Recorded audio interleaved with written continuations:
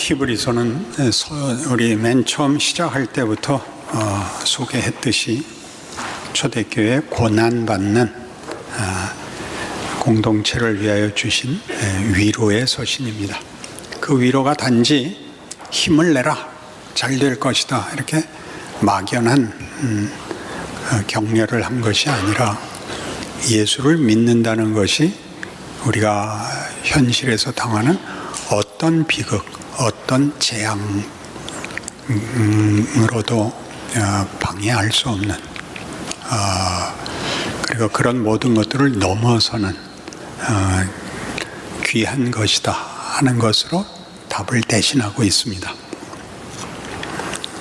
오늘 본문에는 예수님께서 우리를 위하여 죽으시고 그 죽음을 통하여 죽음의 세력을 가진 마귀를 멸하신 행위라 이렇게 얘기를 함으로써 우리가 현실에서 만날 수 있는 최고의 재앙, 죽음이 결국은 재앙일 수 없다 하는 얘기까지 가는데 우리는 이것이 불만인 것입니다. 그렇게 하시려면 우리 모두의 현실에 죽음이 우리에게 공포가 되지 않으며 죽음의 어떤 세력들이 우리를 불편하게 만들지 않아야 옳은데 현실은 여전히 죽음이 최고의 권력으로 우리에게 공포와 위협을 가하고 있다 하는 현실입니다. 이것을 성경을 따라 우리가 그 의미를 이해하고 깨우친다면 성경이 주장하는 위로가 아무도 방해할 수 없는 위로라는 것을 발견하게 되실 것입니다. 인생에 고난이 있는 이유는 하나님이 우리 인간과 인생을 우리의 기대보다 더 높고 깊게 목적하고 계시기 때문에 고난이 있다 이렇게 답하는 것입니다. 하나님, 저도 포기할 테니까 하나님도 이쯤에서 그만하시죠. 이게 이제 우리의 소원이고 하나님 그렇지 않다. 그래서 이제 고난이 있습니다.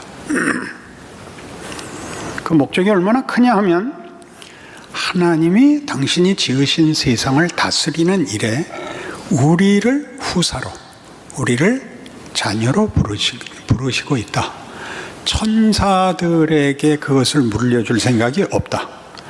우리에게 물려주려고 한다. 여기가 놀라운 장면입니다. 우리의 소원은 다 뭐냐면 천사입니다.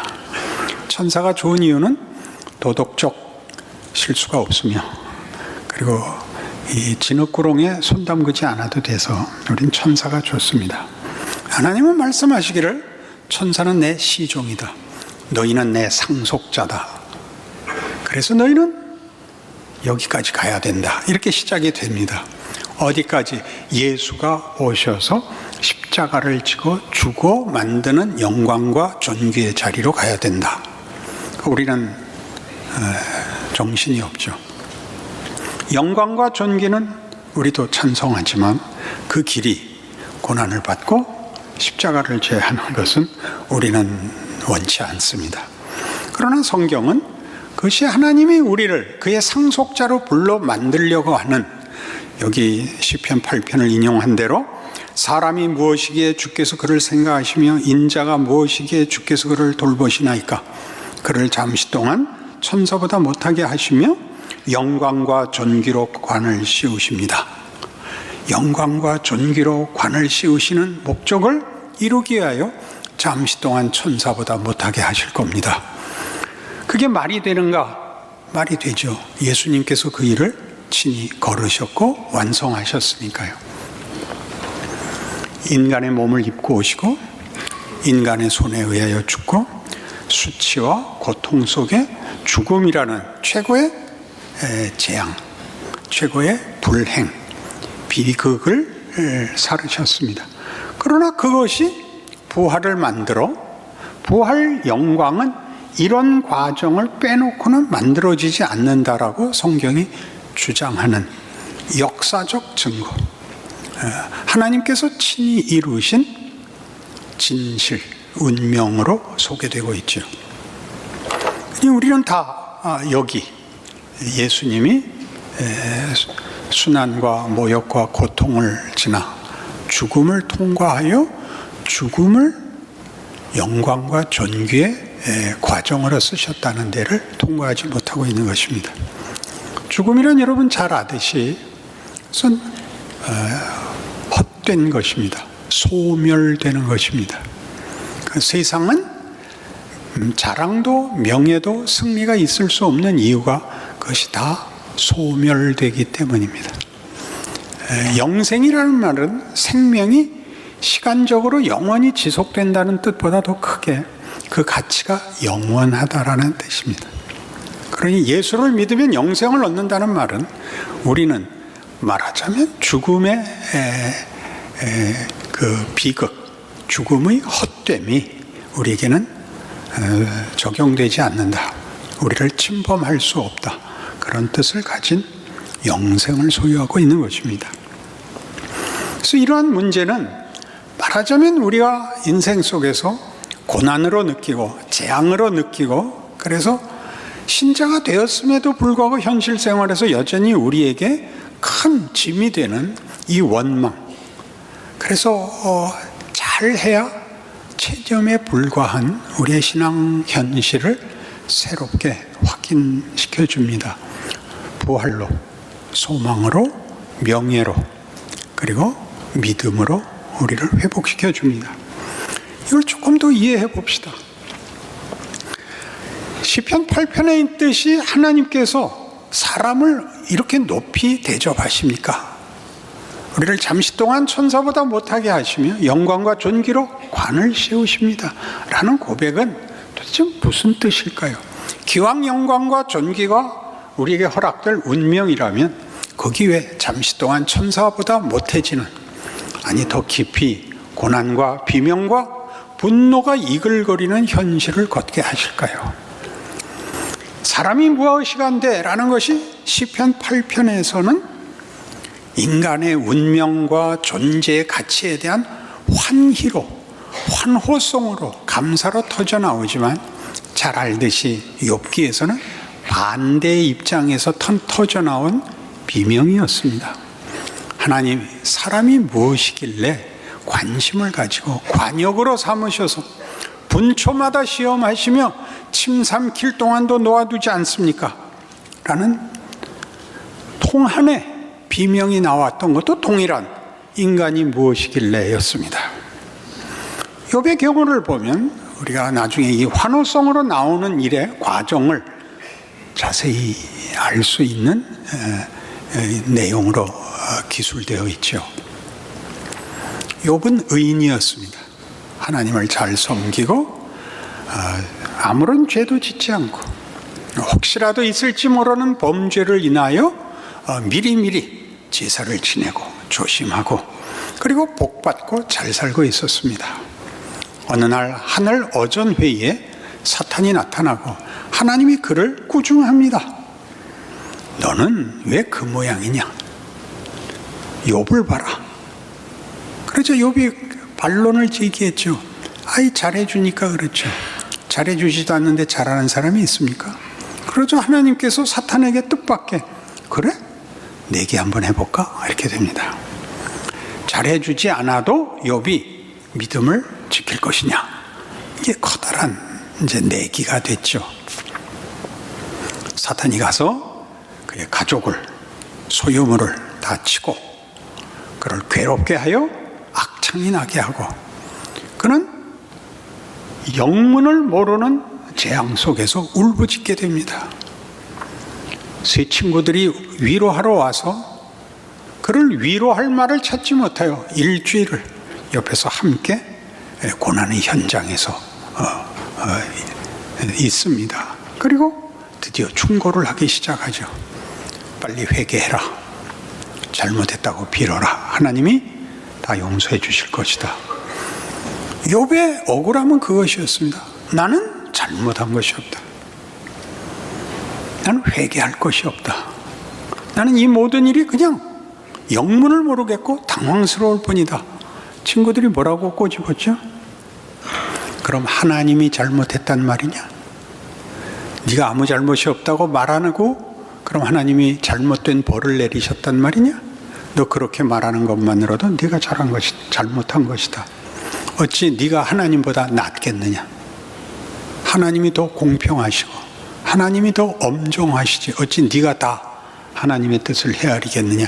이것이 그들의 비난이었고 욥은 펄펄 뛰었죠. 그렇지 않다. 나는 이 문제를 하나님께 물어봐야겠다. 이건 말이 되지 않는다. 이게 욥의 시험이었습니다.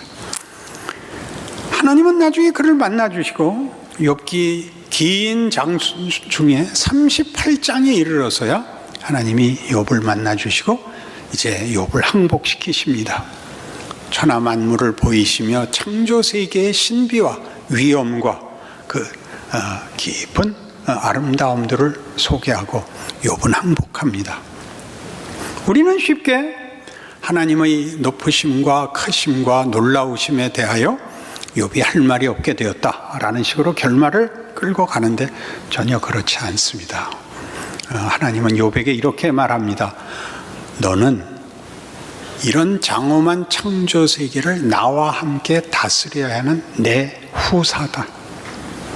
이 놀라움들에 대하여 너는 깊은 이해와 하나님의 자녀라는 긍지와 지위와 실력에 와야 된다. 이렇게 얘기합니다. 무슨 얘기가 되죠?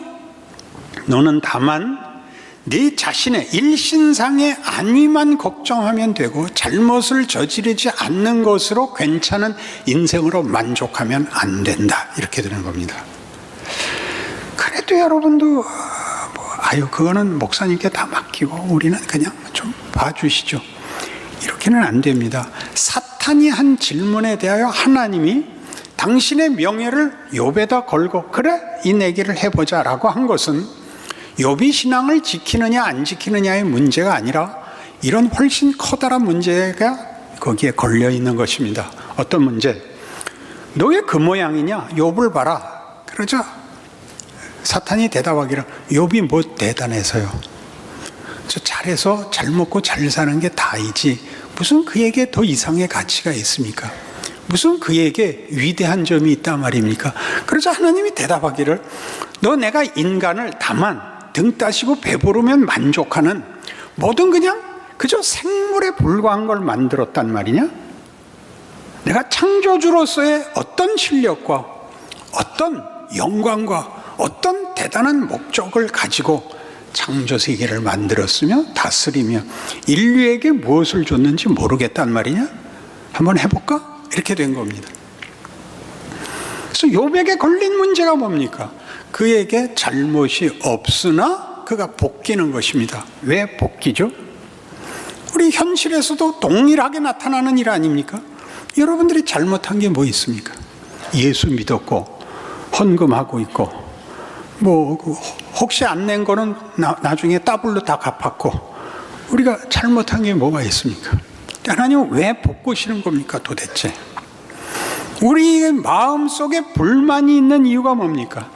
세상의 것으로 만족하려는 것을 깨부시는 하나님의 도전이 우리를 쉬지 못하게 하는 거 아닙니까? 욥에게 그랬듯이 자꾸 묻죠. 하나님 원하는 거 있으면 빨리 말하십시오. 다 내고 더 이상은 고민하지 않는 여생을 주십시오. 이게 우리의 소원이죠. 하나님 그렇게 못하겠다는 겁니다. 너희는 지금 사탄이 너희를 평가한 것 정도로 머물러 있어서는 안 된다. 그 내가 목적한 인간에 대한 지위나 내가 목적한 나의 능력이 아니다. 하나님이 욥기에서 말하는 것입니다. 너는 이것보다 더 가야 된다 이거죠. 하나님께서 죽음을 뚫는다는 것은 소멸, 비극을 뚫어서 그것을 힘을 못 쓰게 하여 해결해버리고 없애버리고 묻어버린 것이 아니라 그 길로 우리를 계속 인도하고 있는 길입니다. 죽음이라는 자리는 다만 소멸되고 다만 끝장난 헛된 것이었으나 그 죽음이 우리로 하여금 너희는 이것으로 끝장나면 안 된다라는 것을 예수를 통하여 보이심으로 우리 마음속에 일어나는 죽으면 그만인 것이기 때문에 가지는 다만 일회성의 인생이라고 생각하고 체념하여 가지는 타협을 도전하는 것이죠. 죽음이 있는데 그 죽음이 끝일 수 없다. 그 죽음이 끝이라면 나는 창조주의 명예를 내놔야 된다. 창조가 죽음으로 끝나고 마는 그런 하나님을 하나님이라고 부를 수 있느냐? 이렇게 도전하는 것이 욥이고 예수인 것입니다. 죽음이 모든 것을 삼키고 끝장내는 것 같지만 실제로는 우리로 하여금 우리의 소원과 기대를 넘어서게 하는 자리라는 것을 깨우치는 것이죠. 이렇게 살면 뭐해? 고생하면 뭐해? 자식 키우면 뭐해? 오래 살면 뭐해? 성가대 잘하면 뭐해? 아멘도 안 하는데. 그런 모든 죽음이 어른거리는 자리에서 타협으로 주저앉는 우리를 끌어일으키는 거죠. 그 죽음이 끝이라면 하나님의 창조주로서 체면이 서냐? 그리고 예수를 보낸 건 뭐냐? 예수가 십자가를 지고 죽었다는 게 무슨 말이냐? 너희가 체념으로 끝나는, 너희의 기대로 만족하고 마는 것이 우리의 최고의 소원이고 기쁨인 인생으로 주저앉을 수 없다라고 강력하게 인류와 역사를 흔들어댄 사건이 십자가죠. 그거 봐요. 언제나 하나. 그러니 한 번 더 생각하시죠. 이 문제를 우리에게 요구하고 있는 겁니다. 우리를 만들 때부터 무엇으로도 우리를 중단시키거나 실패하거나 타협하거나 체념하고 많은 것으로 끝낼 수 없는 인간을 하나님이 목적하셨기 때문에 그 아들까지 보내시는 겁니다. 우리의 체념과 우리의 한계를 무너뜨리는 자리로 죽음을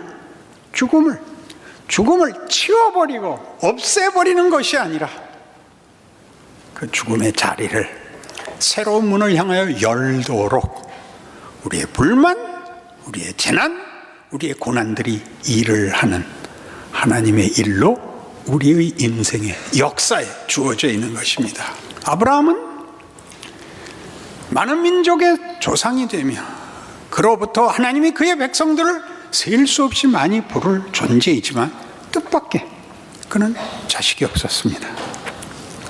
하나님이 그에게 내가 너에게 무슨 복을 줄까? 라고 얘기하자 하나님 이 많은 민족의 조상으로 세우셨으니 이제 와서 무슨 복을 바라겠습니까? 집에서 길리우는 저 양자된 엘리에셀이나 잘 기르게 해주십시오. 그래서 하나님이 답하시기를 내 몸에서 날짜로 내 후손을 세울 것이다. 근데 사라는 애를 못 낳습니다. 그래서 부부가 합심해서 하가를 들여서 애를 낳지요. 이스마엘을 낳습니다. 하나님이 오셔서 이스마엘도 아니다. 사라가 낳아야 된다. 그때는 이미 나이가 지났다고요. 90세가 다 넘었는데요. 아브라함이 99세 때인데 그래서 사라의 몸에서 애를 줄 것이라는 것이 더 구체적으로 내년에 1년 후에 네가 아들을 안을 것이다. 사라가 어떻게 했죠? 문 뒤에서 웃었죠. 하나님이 말씀하시기를 사라야 너 왜 웃냐? 사라가 이제 우겼습니다. 안 웃었습니다. 너 웃었다? 내가 봤다. 네 아들 낳으면 꼭 이름을 웃음이라고 줘라. 그러니까 무슨 웃음이겠어요? 비웃음이었죠. 말이 안 된다고 생각한 웃음이었죠. 1년 있다가 애를 낳습니다. 창조죠. 낳을 수 없는 아들을 낳았다고요. 이삭은 중요한 증언을 갖고 있는 겁니다. 비웃음입니다. 그걸 웃음이 되게 하셨습니다. 그러니 이제 아브라함의 신앙은 확 깊어집니다. 무슨 요구가 오죠? 네 아들 잡아라가 오죠. 모리아산으로 아들 잡으러 갑니다. 아브라함이 아들을 바칠 만큼 믿음이 있었다 이렇게 얘기하고 아브라함은 이삭도 바쳤는데 헌금 못 내냐 이렇게 가는 거는 곁길로 빠진 겁니다. 더 중요한 걸 놓친 겁니다. 뭘 놓쳤냐? 하나님은 창조를 왜 잡으라고 했을까요? 우리 현실이 그렇기 때문에 잡으라고 한 겁니다. 우리가 실패했거든요. 하나님의 창조의 목적을 만족시켜야 하는 믿음을 우리가 실패합니다. 우리에게 준 자유로 책임으로 가지 못했습니다. 하나님이 창조를 잡으라고 합니다. 이삭을 잡으라고 합니다. 그럴 바엔 왜 줬죠?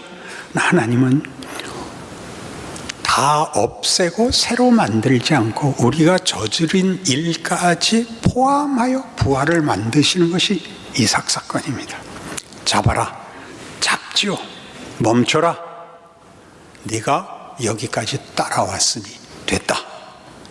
여러분 하셔야 돼요. 창조가 모든 목적을 가지고 우리의 영광이 되게 하는 일에 가장 중요한 일을 실패한 것이 죽음을 불렀습니다. 그게 뭐였죠? 자유와 책임입니다. 그걸 하나님이 되살리십니다. 어떻게 되살리십니까? 우리의 실패가 우리에게 보여준 결과를 지나옴으로써 십자가를 지르고 지나가는 예수 그리스도의 생애에서뿐만 아니라 우리 생애에서 일어나는 것을 통하여 죽음이 우리에게 들이대는 위협, 우리가 하나님을 따라가지 못해서 자초한 이 재앙들을 통과하여 창조가 원래 목적했던 것을 이루기 위하여 우리 실패까지 담아내어 부활로 끌고 가는, 그래서 이삭에게는 창조와 부활이 있는, 우리 생애에 하나님이 주신 창조를 실패하여 자초한 모든 재앙들을 뒤집어 우리에게 다시 한 번 더 하나님의 자녀로서의 영광에 갈 수 있는 기회로 몰아낸 하나님이 개입하신 십자가 부활로 인하여 우리의 생애는 영광과 자랑의 자리에 이르는 과정을 가지게 된 것입니다. 그러니 여러분 잘 아시는, 여러분이 제자도라는 이름으로 외우는 이 성경 말씀을 다시 이해해 보십시오. 마태복음 16장 24절 외우셔야 됩니다. 아시는 구절입니다. 아무든지 나를 따라오려거든 자기를 부인하고 자기 십자가를 지고 나를 쫓을 것이니라. 자기 부인이 뭐죠? 욥의 불만이었죠. 하나님, 나 같은 것이 무슨 가치가 있길래 나를 귀히 여기셔서 이렇게 못 살게 구십니까? 내까지 이렇게 잘못한들 하나님께 무슨 누가 됩니까? 내버려 두십시오. 그렇게 못한다. 넌 나에게 중요하다.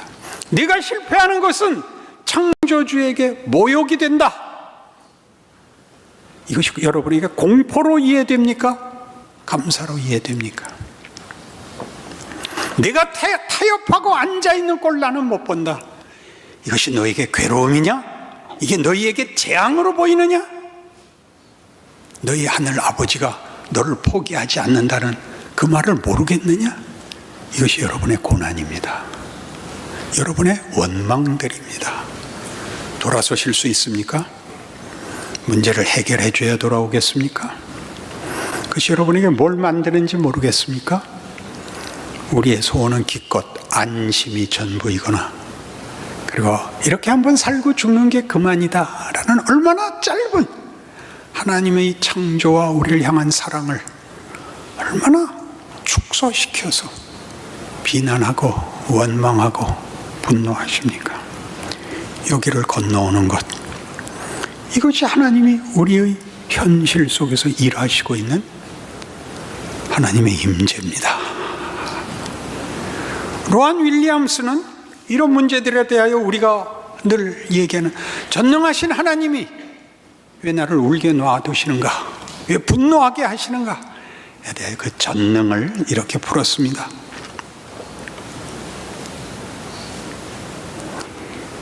하나님의 권능이란 인간의 마음과 씨름하고 함께 협력하여 어떤 대가를 치르고서라도 끊임없이 그것을 돌파해 나가는 힘이라. 인간을 하나님의 영광과 기쁨으로 만드시는 하나님의 힘이라.